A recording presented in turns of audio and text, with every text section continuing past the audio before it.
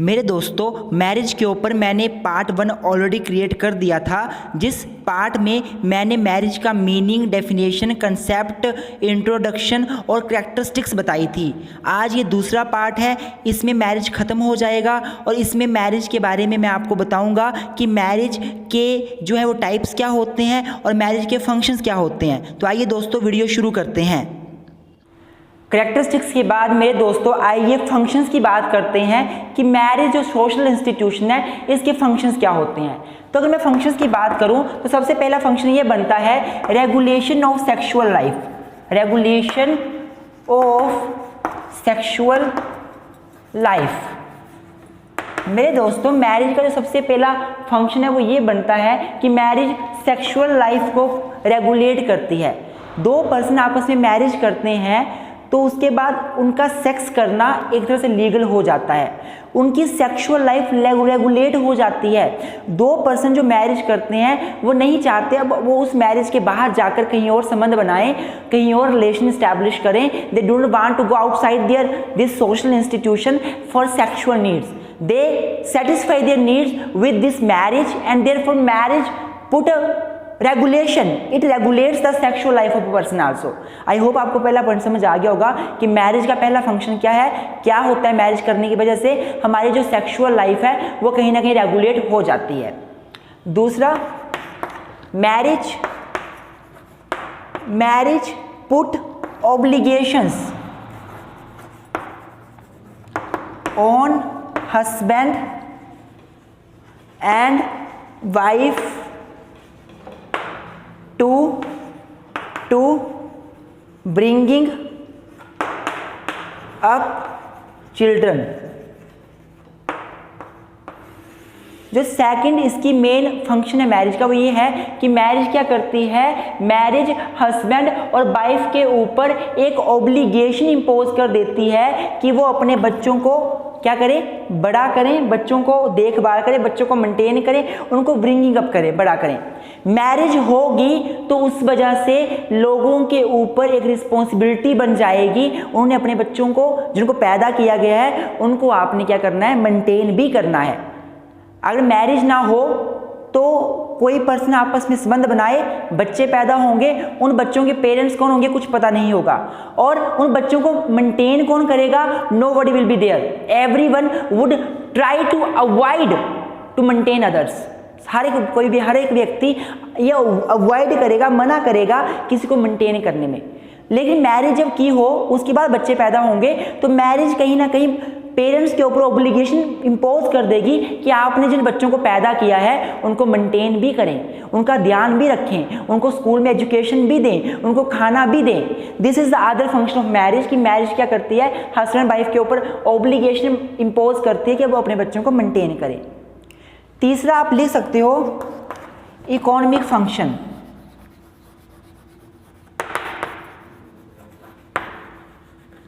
मेरे दोस्तों, अगर मैं मैरिज की बात करूं तो मैरिज का एक और फंक्शन जो है वो इकोनॉमिक फंक्शन है।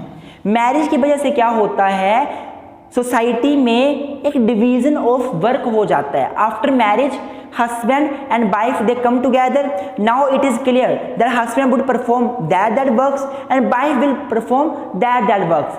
Sometime wife do economic activities for assisting the husband in economy।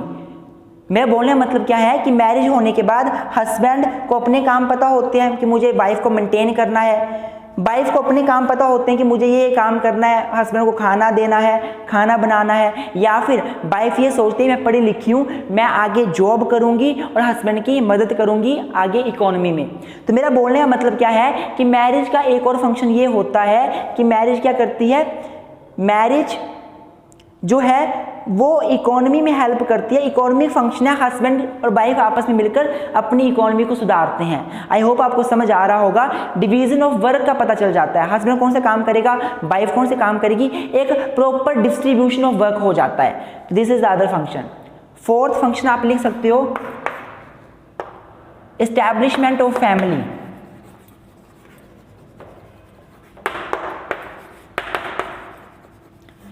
मेरे दोस्तों, मैंने आपको पहले ही बताया मैरिज का एक फंक्शन ये भी है कि ये फैमिली को इस्टेब्लिश करता है।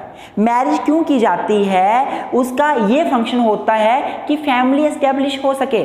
जब दो पर्सन आपस में इकट्ठे आते हैं, मैरिज करते हैं, बच्चे उनके बीच पैदा होते हैं, तो फैमिली बन जाती है। फैमिली बनाना मैरिज का एकमात्र उद्देश्य तो नहीं बोल सकते, पर एक इंपॉर्टेंट उद्देश्य जरूर होता है, एक इंपॉर्टेंट फंक्शन जरूर होता है। The other main function of marriage is to establish the family. इसके अलावा आप लिख सकते हो मैरिज प्रोवाइड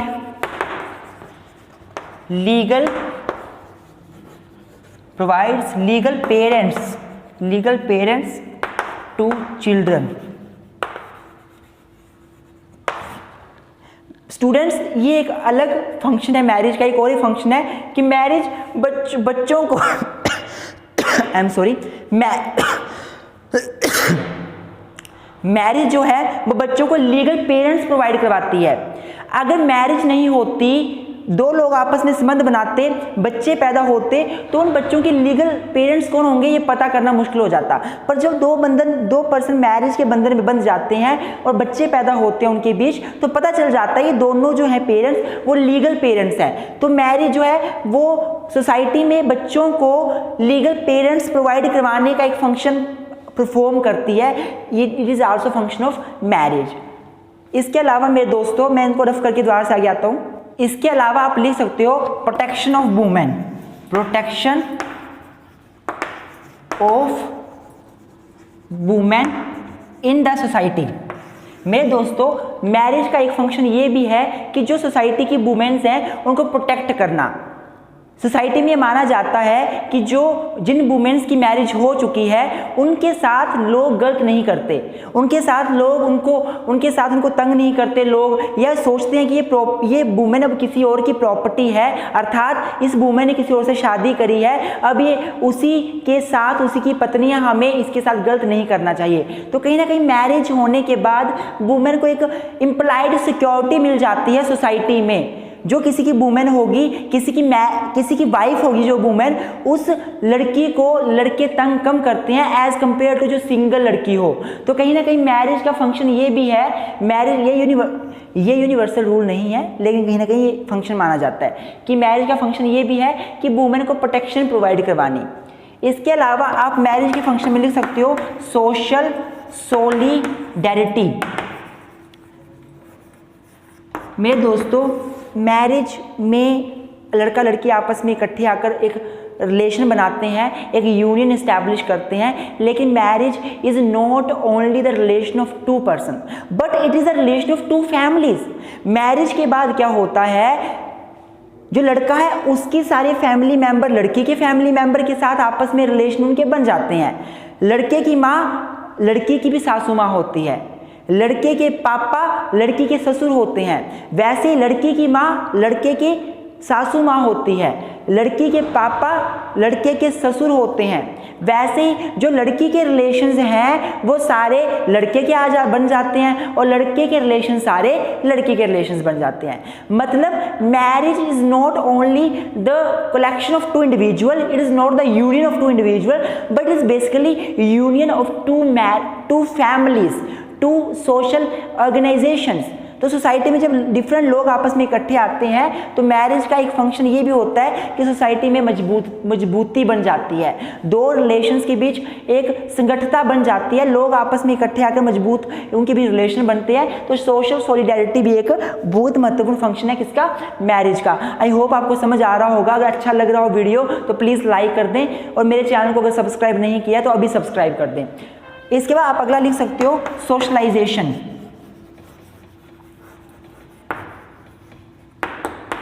मेरे दोस्तों, सोशलाइजेशन के ऊपर मैंने अलग से वीडियो बनाई है।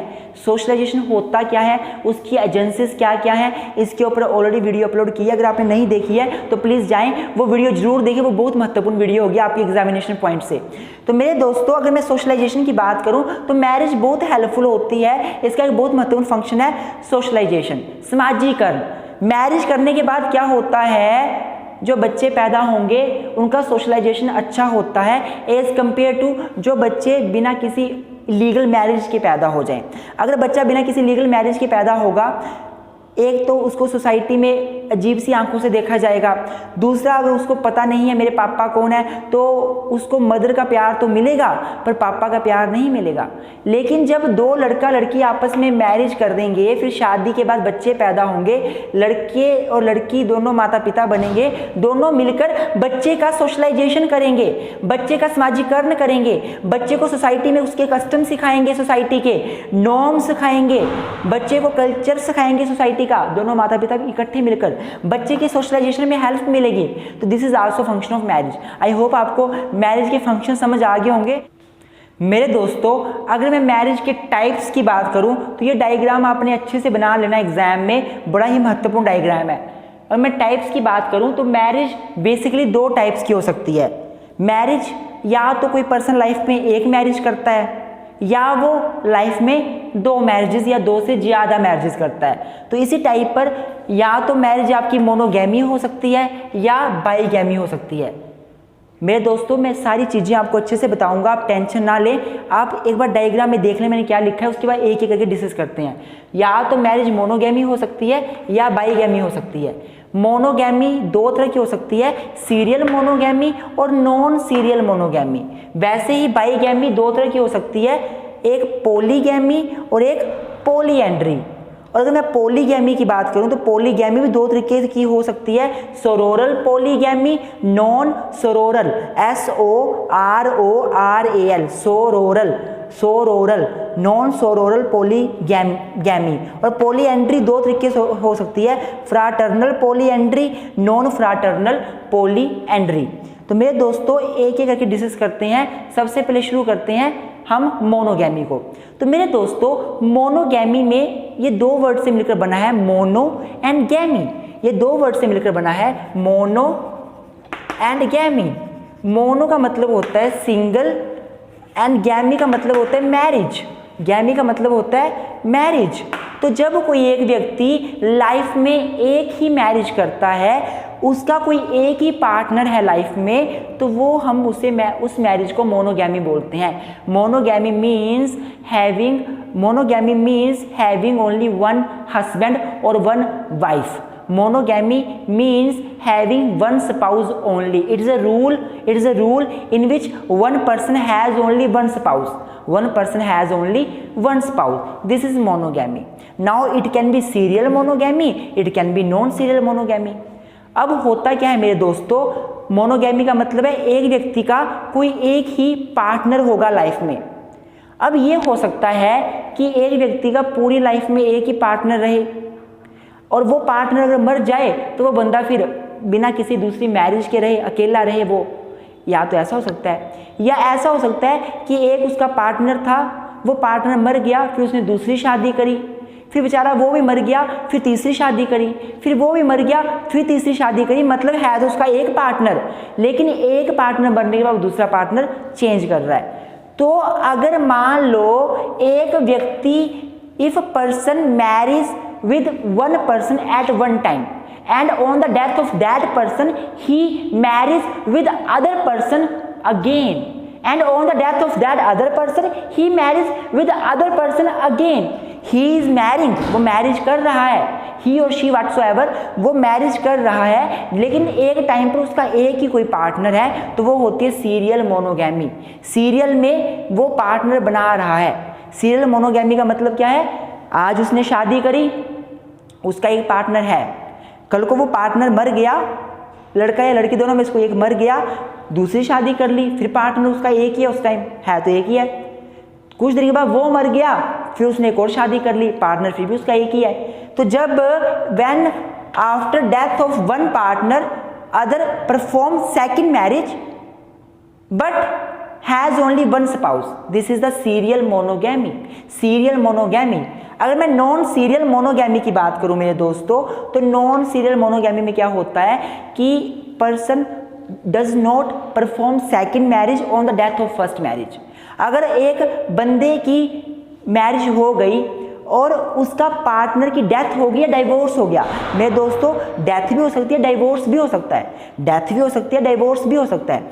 तो अगर एक पार्टनर की मैरिज, एक पर्सन की मैरिज हुई और मैरिज के बाद उसका डाइवोर्स हो गया या उसकी डेथ हो गई और उसने दूसरी मैरिज नहीं करी, वो उम्र भर फिर या तो विडो रहा या फिर वो उम्र भर डाइवोर्सी रहा, तो ऐसे केस में इसको क्या बोलते हैं हम, non serial monogamy, non serial monogamy. आई होप आपको मोनोगैमी के सारे क्लासिफिकेशन का पता चल गया होगा। मोनोगैमी का मतलब practice of having only one spouse when one person perform only one marriage at one time, this is called the monogamy. It can be serial, it can be non serial.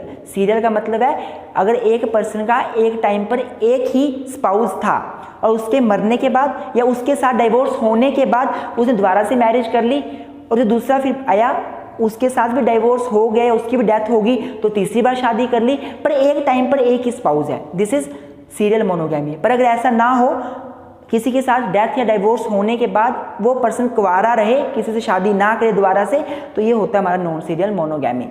अगर मैं monogamy की बात अगर आपको समझ आ गई हो मेरे दोस्तों, तो आइए शुरू करते हैं बाईगैमी के ऊपर।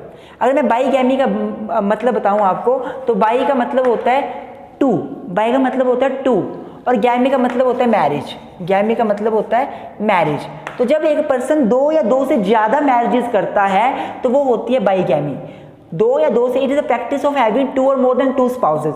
When the person are having two spouses or more than two spouses, this is called the bigamy, this is called the bigamy. अब बाईगैमी या तो लड़का कर सकता है या लड़की कर सकती है। बाईगैमी या तो लड़का कर सकता है या लड़की कर सकती है, अर्थात या तो एक लड़के की बहुत सारी वाइफ्स हो सकती हैं या एक लड़की के बहुत सारे हस्बैंड हो सकते हैं। तो उसी के बेस पर बाईगैमी को पॉलीगैमी और पॉलीएंड्री में क्लासिफाई किया है। पॉलीगैमी का मतलब क्या होता है, जब किसी एक हस्बैंड के हस्बैंड या आप मेल बोलो यहाँ पे, एक मेल के जो वाइफ हैं वो बहुत सारी होती हैं, पॉली मीने बहुत सारी, मोर देन वन। जब एक मेल है लेकिन उसकी वाइफ बहुत सारी हैं, उसकी वाइफ बहुत सारी हैं, उसकी वाइफ 4 हैं, 3 हैं, 2 हैं, 1 है, मेल एक ही है।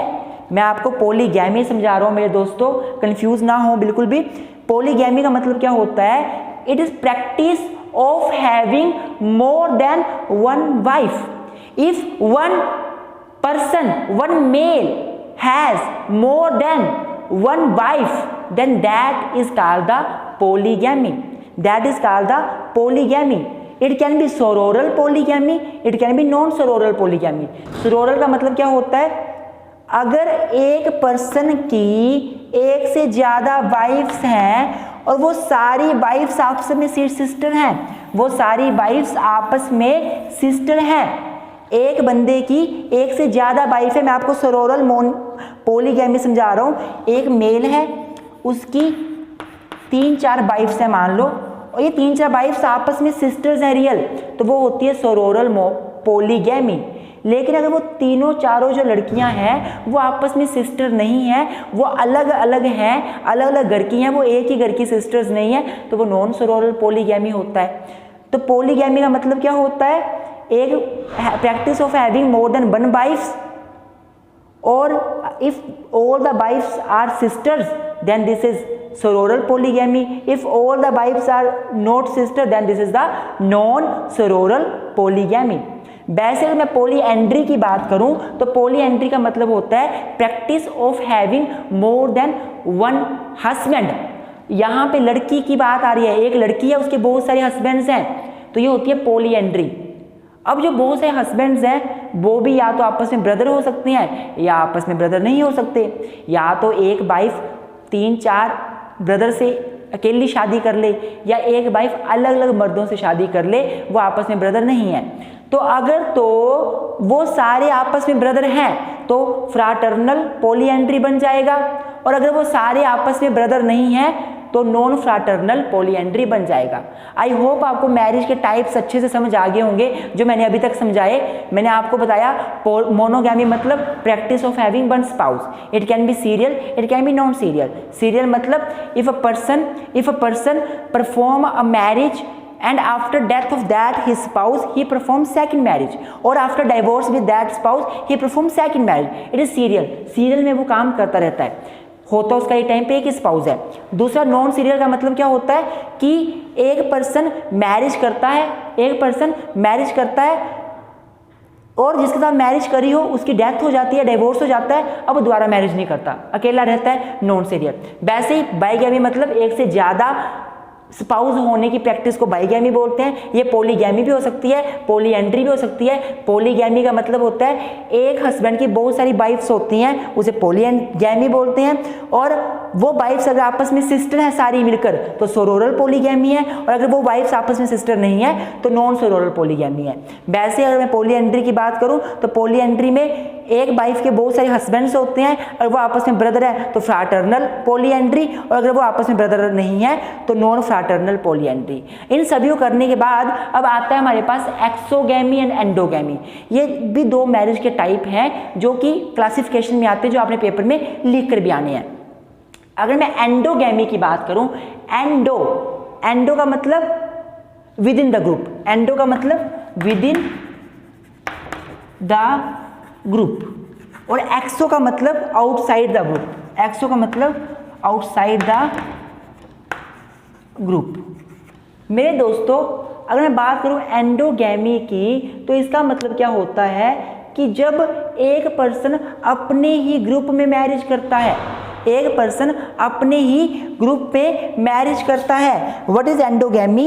एंडोगैमी मीन्स जिसमें पर्सन अपने ही ग्रुप में मैरिज करता है, विद इन ग्रुप मैरिज करता है, तो उसको हम एंडोगैमी बोल देते हैं। एंडो मतलब विद इन और ग्रुप, एंड गैमी में मैरिज, जब अपने ग्रुप में मैरिज करे। बोलने का मतलब क्या, मान लो एक पर्सन है उसने अपनी ही बहन के साथ शादी कर ली, एक व्यक्ति है उसने अपनी बहन के साथ शादी कर ली, एक व्यक्ति है उसने अपने घर के किसी चाची के साथ शादी कर ली, अपने ही ग्रुप में, अपनी ही कास्ट में, अपनी क्रीड में, अपनी ही घर में, अपनी फैमिली में किसी से मैरिज कर ली, भाई बहन ने आपस में मैरिज कर ली, एंडोगैमी होगी। एंडोगैमी होगी। हमारे हिंदुओं में एंडोगैमी प्रोहिबिटेड है, हम नहीं कर सकते। स्पिंडाज रिलेशन आपने पढ़ा होगा, प्रोहिबिटरी डिग्री रिलेशन आपने पढ़ा होगा, वो इसमें आता है। तो एंडोगैमी का मतलब क्या होता है, जब बंदा अपने ही ग्रुप में शादी करे, भाई बहन आपस में शादी कर ले, this is not allowed in the eye of law, but endogamy ये होती है। However amongst Muslims this is allowed to some extent.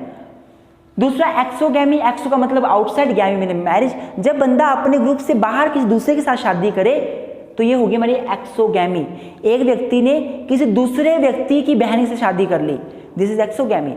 एक व्यक्ति ने किसी दूसरे व्यक्ति की चाची से शादी कर ली, एक्सोगैमी। जब बंदा अपने ग्रुप में शादी ना कर बाहर जाकर शादी करे अपने ग्रुप से, वो एक्सोगैमी होती है। This is the classification of type of marriages. I hope आपको समझ आया होगा। मेरे दोस्तों अगर आज की वीडियो अच्छी लगे तो वीडियो को लाइक जरूर करें। मैंने ये वीडियो स्पेशली चौधरी चरण सिंह यूनिवर्सिटी के स्टूडेंट्स के लिए बनाई थी, जिन्होंने मुझे स्पेशली रिक्वेस्ट करी थी मेरे व्हाट्सएप पे, और साथ में यूट्यूब के कमेंट बॉक्स में कि ये वीडियो बनाई जाए।